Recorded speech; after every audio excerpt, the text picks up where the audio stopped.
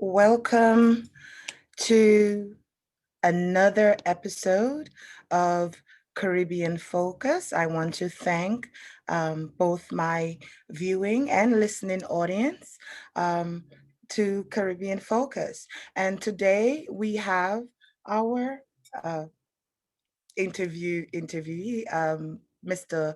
Matthias Wilkie. And Matthias Wilkie is joining us today. Mr. Wilkie is a St. Lucian-born community leader and activist, bridging the gap between St. Lucians residing here and abroad. I would like to thank Mr. Wilkie for joining us. Welcome. Well, thanks for having me, Hermina. It's my pleasure to be here with you. Thank you very much. Mr. Wilkie, you are currently the president of St. Lucia House Foundation and the New York State Netball Association. But let's begin with the St. Lucia House Foundation. Could you tell our listening audience a little bit about that? Yes, so the St. Lucia House Foundation is an umbrella organization for St. Lucia organizations in the tri-state area, not just New York, but the entire tri-state area. Um, the St. Lucia House Foundation is a brainchild of deceased former ambassador Donatus St. Amy. Um, in his infinite wisdom, whilst he was here as ambassador, his thing was that we're a small community and we're very fragmented.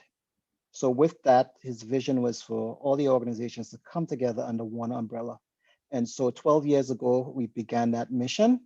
And to date, we have 37 registered organizations under the umbrella. Now, whilst we have 37, not all 37 are active. Actively, we probably have somewhere around 14 who actively participates in everything. The others, every once in a while, they may come around, but that is the gist of what the St. Lucia House Foundation is. One of the things that we do as we bring community together is where we try to ensure that we get rid of the fragments, right? So you might find somewhere in East New York, you have a St. Lucian organization who does culture. And then right there in Crown Heights, you have the same thing. So the vision is to bring these two organizations together to form one bigger organization. So that really is the gist of what St. Lucia House Foundation does. In addition to uniting St. Lucians within the tri-state, we also a big support system for St. Lucia in terms of St. Lucia back home and around the diaspora as well.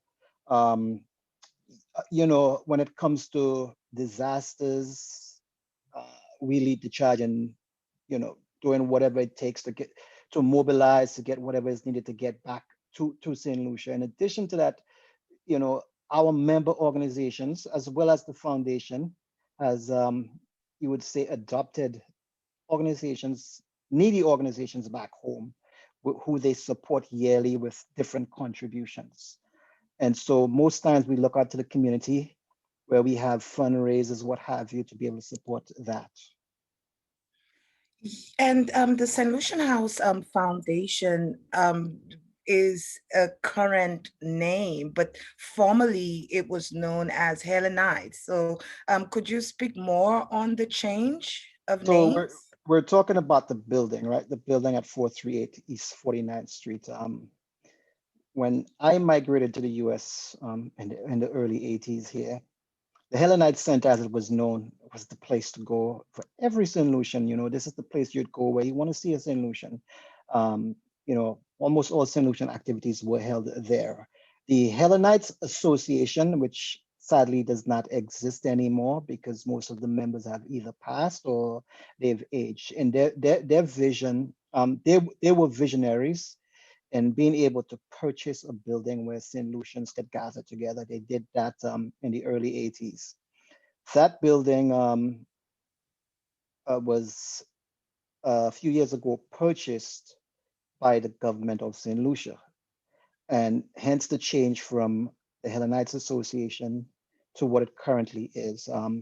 Dr. St. Amy, in forming the St. Lucia House Foundation, said, you know what, it's a home for St. Lucians, and hence the name St. Lucia House and not Hellenites anymore.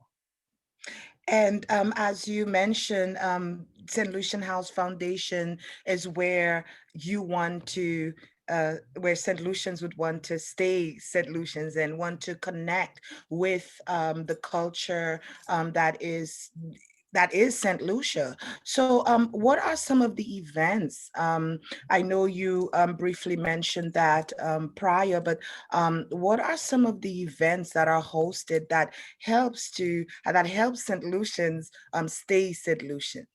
So we look at all the national events that happen in St. Lucia, and whilst it's happening in St. Lucia, it's happening at St. Lucia House.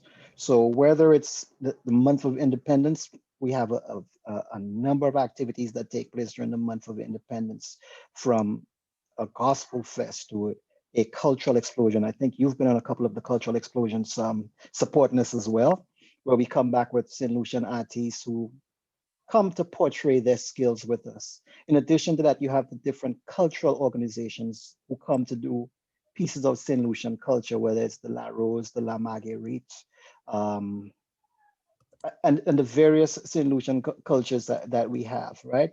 We also, another of our big events is the Journée Creole event, which is normally held on the last Sunday in October.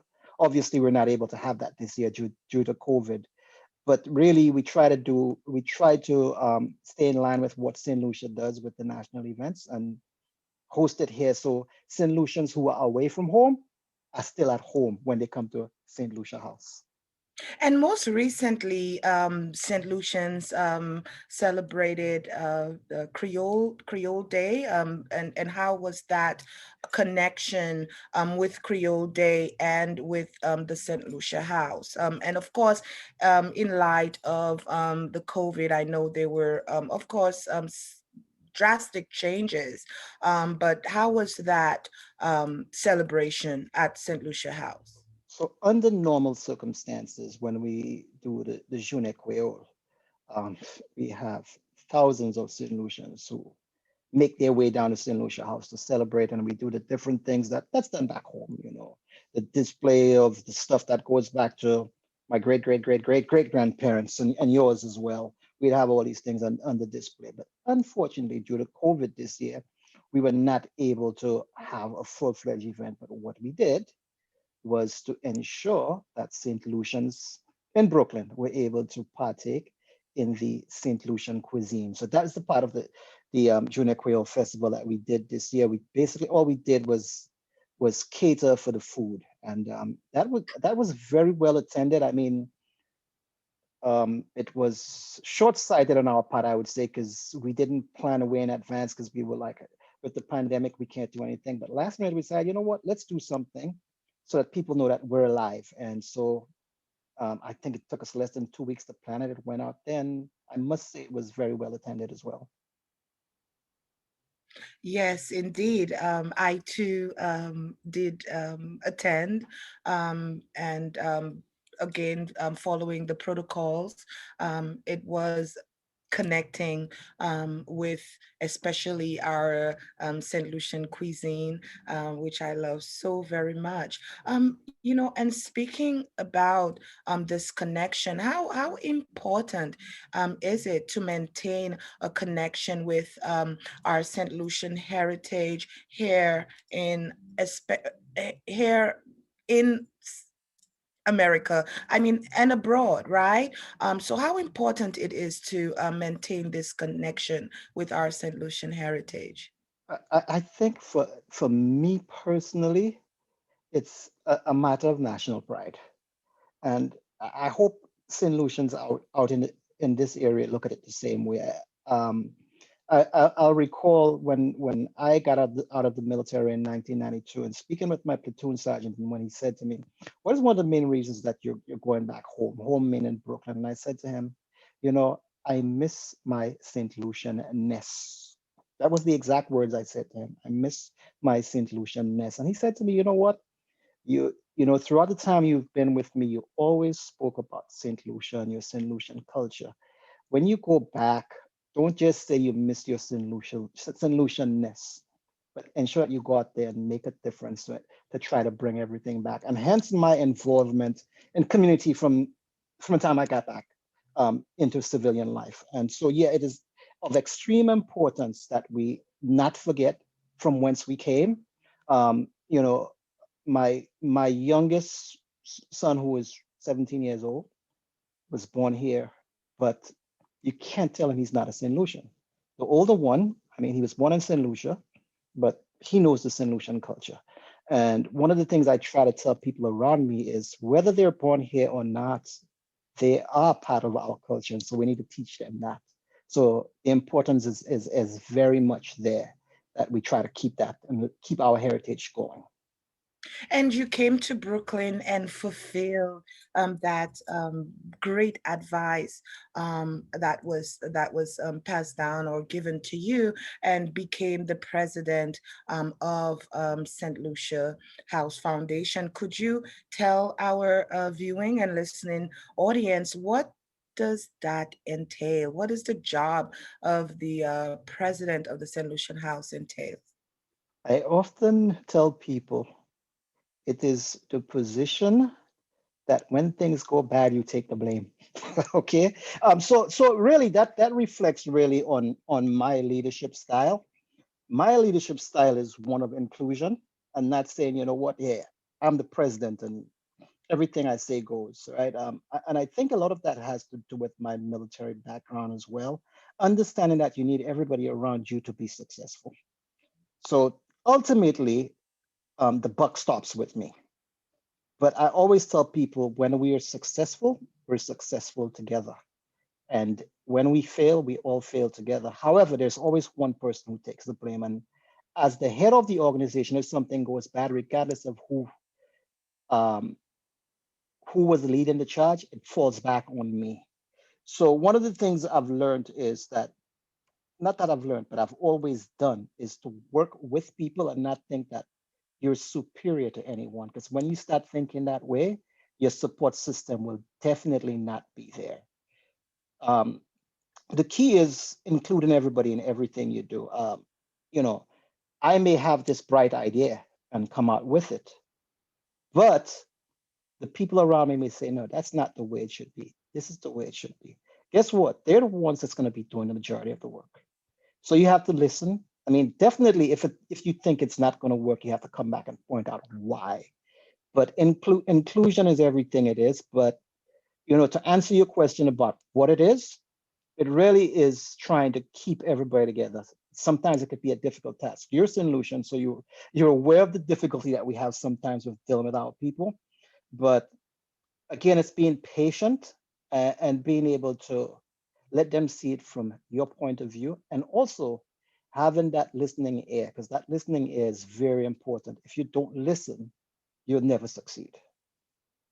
And speaking about, your involvement as the president of the St. Lucian House Foundation, you are also the president of the New York State the New York State Netball Association. Please, could you tell us more about how you got involved? So you use the word national, right? Yeah. So I am an ex-president of USA Netball itself, which is a national body. But my involvement in netball, I always tell people it came by accident. Again, when I got out of the Marines in 1992, my wife was playing netball, and she invited me along. She said, "You know what? We need a trainer, not a coach, a trainer that's just doing the physical work with them." And I went along and I did that with them for a few years. And I left New York to go to France to study. And while studying there, my last year, 1999, was getting ready to come back. At the time, they played under the umbrella of St. Lucia Foreign Base. That's the St. Lucia, the Peter's Netball Club. They played under the umbrella of St. Lucia Foreign Base. And for some reason, it was not working because that was both soccer and netball. And, the ladies felt that they were being slighted. So whilst I was out there, I got a letter. In those days, we didn't have too many people with email and what have you, right? So it's the snail mail. And they stated their intentions that they wanted to, not that they wanted to, that they were going to separate from St. Lucia Foreign Base to form their own organization and wanted me to lead that organization. Um, I had like less than a month left in France, and I'm like, okay, I'll be back, and when I get back, we'll discuss it. Uh, I should go back and say, prior to me going to France, I did sit on the executive of the Caribbean American Netball Association for a year or so right before I went into France. So I kind of had that in my back pocket, and coming back and getting the understanding of what these ladies needed, and I took it on from there.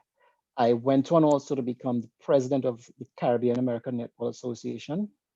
And whilst I was the president of the Caribbean American Netball Association, I was also the president of USA Netball Association. So, it's been there for a while. Later on, we went on to form a bigger body in the New York State Netball Association, which I'm currently the president. That's the overall governing body for netball in the entire New York State.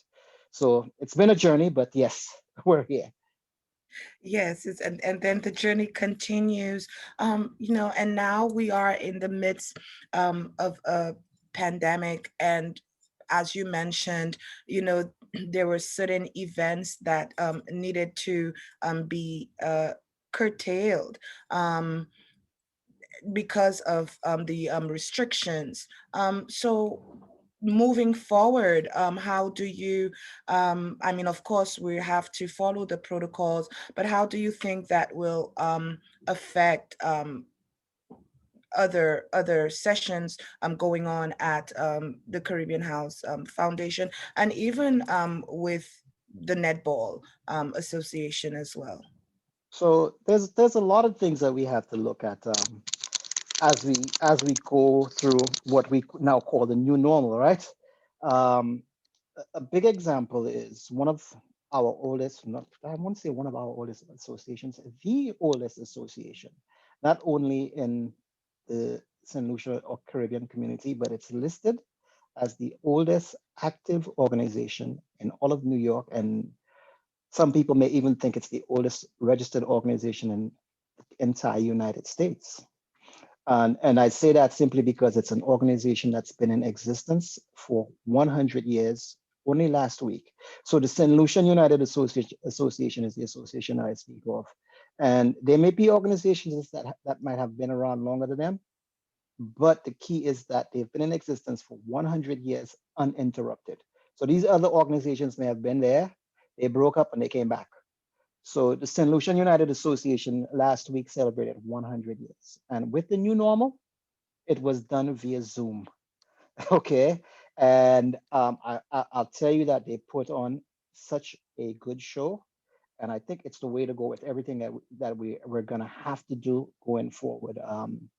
We're now planning the St. Lucia National Day celebrations for December 13th. And we already know it's going to be on Zoom. So this is definitely the way we have to go in keeping with the protocol and the safety recommendations. There's no other way to do anything until we get past this current situation that we're in.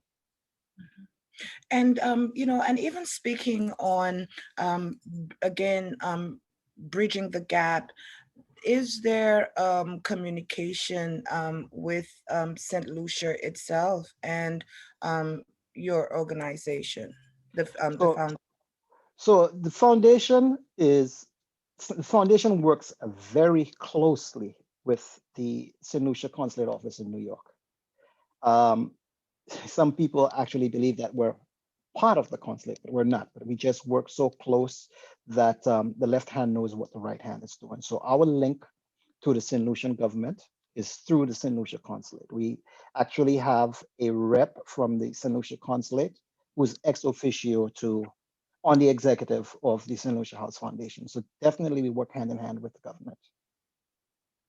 Thank you so much for this explanation. And again, is there a message that you would like to share with the public and even to our listening audience in St. Lucia, since we are on this platform? Um, Again, it could reach far and abroad. So is there any message as the president that of St. Lucia House Foundation that you would like to share with the public? Absolutely.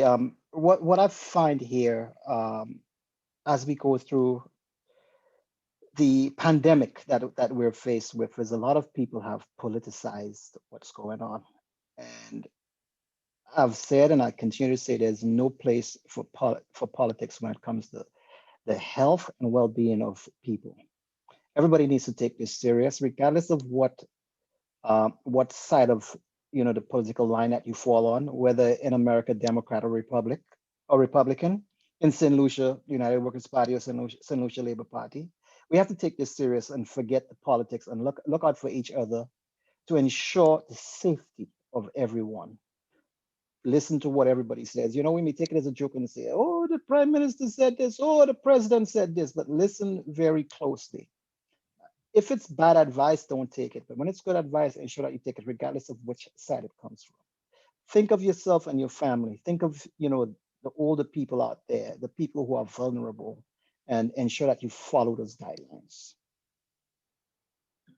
Thank you very much, Mr. Wilkie. And you spoke about the 100-year anniversary and the National Day coming up. Is there a website where our audience can access the information? So actually, we do not have a website, but we do have a Facebook page. So it's St. Lucia House Foundation, SAINT, Lucia House Foundation. You just search St. Lucia House Foundation on Facebook and we're there. We also have Instagram, St. Lucia House Foundation. So you can follow us through these mediums. Okay, thank you so much. And as you mentioned, the National Day is coming up, and what should the attendees expect? So again, it's going to be held via Zoom. If they haven't reached out to you yet, Hermina, expect them to reach out to you. So it's going to happen, right? So we'll be putting on an event displaying St. Lucian talent, whether it's our musicians, our poets, the culture itself. Uh, it will be done in such a way that, again, there's no social gathering. The maximum number of persons that's going to be at St. Lucia House at any given time will be 10 people. So even the acts are going to be given a time slot. This is the time that you need to be there so that we ensure that we're following that protocol. But if you've ever attended any one of those events, you know exactly what it is that we're putting out, except that this time it's going to be done via Zoom.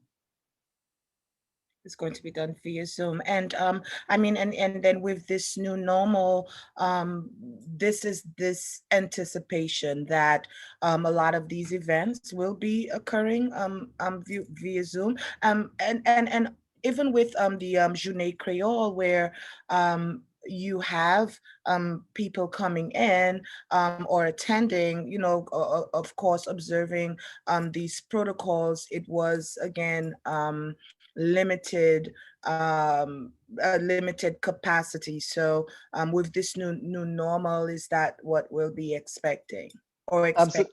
Absolutely. That's the way forward until we get past this pandemic. Everything is going to be limited to just bare minimum.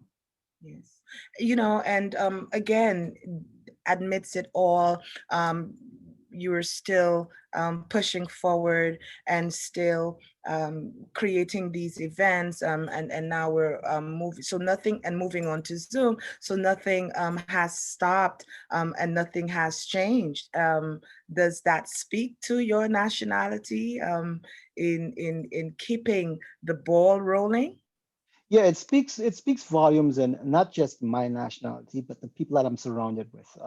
Everybody wants to see that it happens, and it takes every one of us to put our heads together and be committed to it, and that commitment we certainly have. Thank you very much. And again, the website, it's actually a Facebook page, and it's St. Lucia. House Foundation, and we spell out Saint, so it's It's- St. Lucia House Foundation.